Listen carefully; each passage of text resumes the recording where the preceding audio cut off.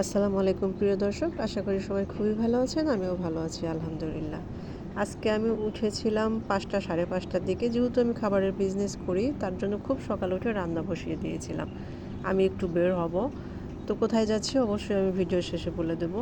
এখানে গরুর মাংস ছিল, বেগুন ভাজি ছিল, কুচো চিংড়ি ভর্তা ছিল, সাথে মুরগির মাংস ছিল, আর যেটা ছিল চাপিলা মাছের চটচটি। তো এগুলোই ছিল আজকে আমার খাবার মেনুতে।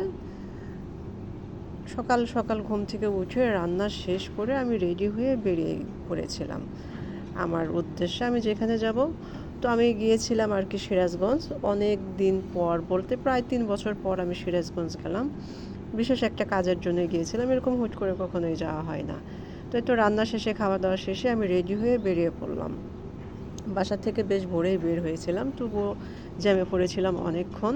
তার জন্য আমার ভাইয়ার বাসায় পৌঁছাতে অনেকটা দেরি হয়ে যায়।